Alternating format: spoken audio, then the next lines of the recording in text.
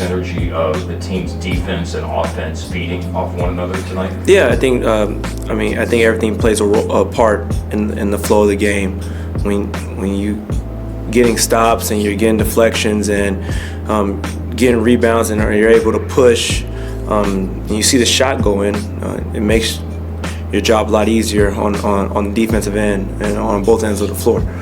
So I think with the ball moving like it was doing today in the last couple of games, and but the result of the shot going in, I think also helps a little bit. We are human, but at the same time, that ball moving, whether it was a make or miss today, people felt good, and people got back on defense and committed themselves, to getting stops and doing their part.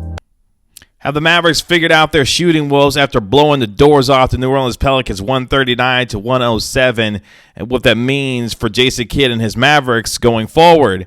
This is the Gray Area right here on Kevin Gray Sports. My name is Kevin Gray. You can find me on Twitter, Facebook, and Instagram at Kevin Gray Sports. Be sure to hit that subscribe button right there for all things Kevin Gray Sports here on YouTube. You can catch you on your home of the Dallas Cowboys, the Texas Rangers, 105.3 The Fan.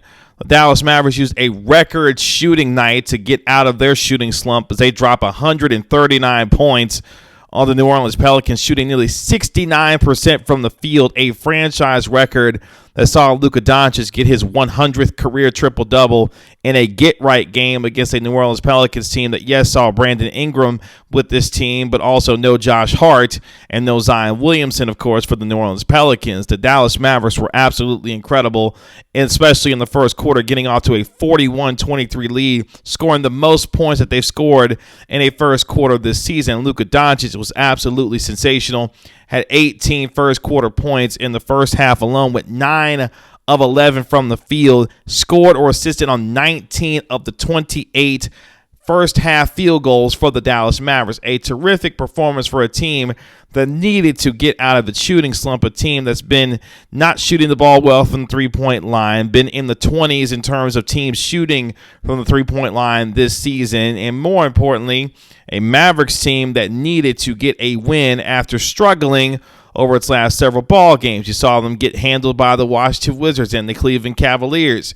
The Mavericks needed a win like this to get themselves right, and that's exactly what they did. So give credit to Jason Kidd, who made a lineup change for the Mavericks at the beginning of this game, starting Reggie Bullock instead of Tim Hardaway Jr., and reinserting Dwight Powell back into the starting lineup for this Mavericks team. You saw Kristaps Porzingis continue to play well in this game. Kristaps Porzingis himself going for 20 points on 9 of 15 from the field. Tim Hardaway Jr. got right in the second half, going 6 of 7 from the field, 4 of 5 from the three-point line. He finished the game with 16 points in the game. So for Tim Hardaway Jr., a young man who's been struggling shooting the ball from the three-point line, whom I feel like has been pressing to try and prove to us that his 4-year, $74 million contract was worth it, was moved to the bench. And this is something that Tim Hardaway has dealt with throughout his career. When he has struggled at times, Rick Carlisle, when he was the head coach of this team, moved Tim Hardaway Jr. to the bench, and you saw how he was able to get right and eventually get himself back into the starting lineup. So for Tim Hardaway Jr., a good night for him, especially in the second half, to be able to get his game going offensively.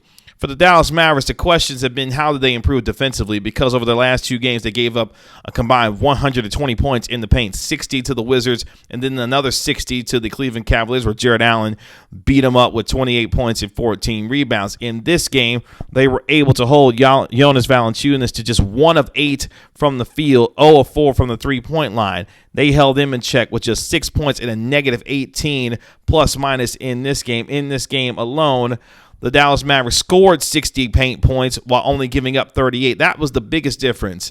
Their ability to force turnovers on the New Orleans Pelicans, but then also limit the points in the paint, while conversely on their end, getting points in the paint. So all in all, a really good win for a Mavericks team that desperately needed one based on the way that they've been playing. And going forward, Professor Kidd and his glasses and his experimentation with the lineups continues to try and tinker and find a way to help this team get better as the season has gone on. They are still the only team in the Western Conference with a winning record and still a negative point differential. While they've closed that gap to where it's near neutral, it's still ironic and bizarre to see a team be able to have a negative point differential but still have a winning record while also being fourth in the Western Conference.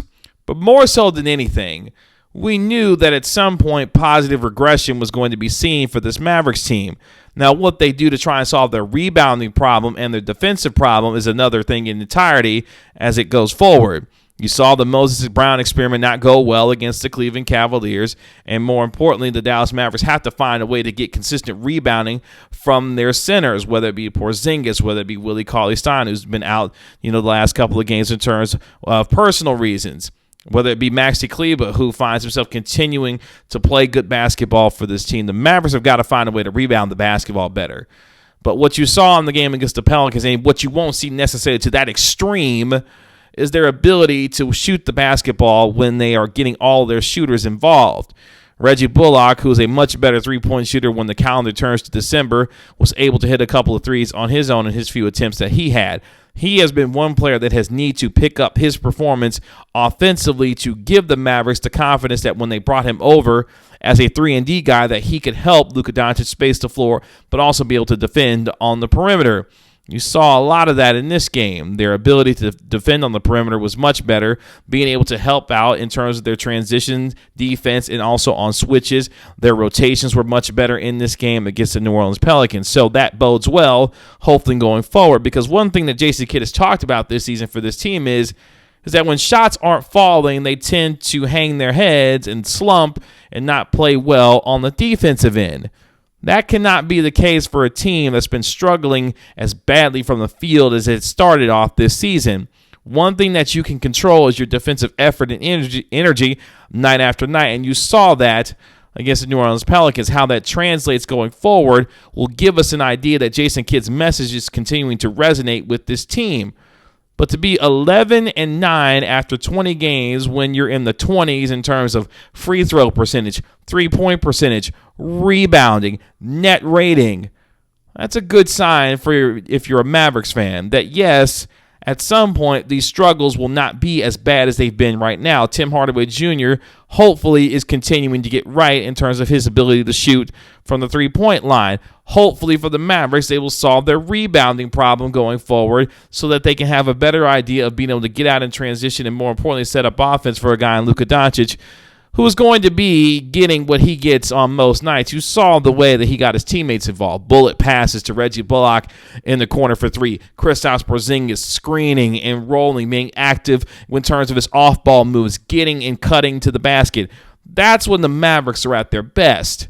When Porzingis is able to screen and roll, pick and pop, move without the basketball, dive to the rim, finish at the rim strong, being more efficient in his post touches as he's been so far this season, that's when the Mavericks are pretty good. Defensively, when they're locking down on defenders like they did in this game where they forced 16 turnovers by the New Orleans Pelicans, that's when the Mavericks are really good. When they're knocking down shots, that's when they're really good. They just haven't been so far to start off this season. But if the game against the Pelicans is any indication that is about to turn around, you could see how that looked when they do play at their best. Again, they're not going to shoot 69% from the field like that ever again. But the idea is, hey, when they finally start knocking down shots at a consistent rate and they lock down defensively, that's when Mavericks fans can get encouraged about what they'll see from this team from the rest of the season. The question is, will they see it for the rest of the regular season? And if they do, what kind of ceiling does this team have?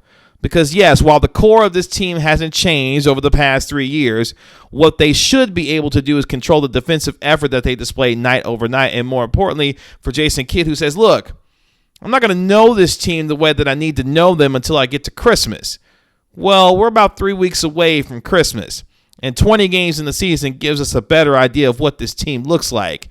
A team that so far has struggled to shoot the ball from the three-point line, can't rebound worth a lick, still trying to figure out some of its defensive identity, But at times when it's been really good, a team that can knock down three-pointers, can defend and get out in transition with the best of them in the NBA. And more importantly, Kristaps Porzingis is showing for the most part that he can stay healthy. Yes, I know he missed 5 games in a row with back tightness. I know he twisted his ankle the other night, and now is looking to be questionable going into the game against the Pelicans on Friday. But the point is, for the most part, when Porzingis is healthy and ready to play, they're playing him, which is a far cry from what we saw from him under the Rick Carlisle era.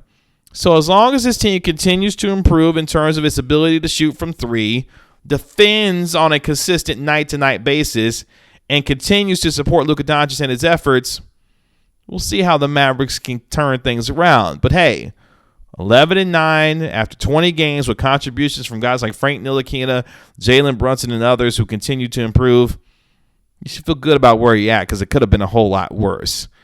We'll see for the Mavericks as they go forward now that they get closer to Christmas. You can find me on Twitter, Facebook, and Instagram at Kevin Gray Sports. Be sure to hit that subscribe button right there for all things Kevin Gray Sports here on YouTube. It's been another episode of The Gray Area. We'll talk to you later. Peace.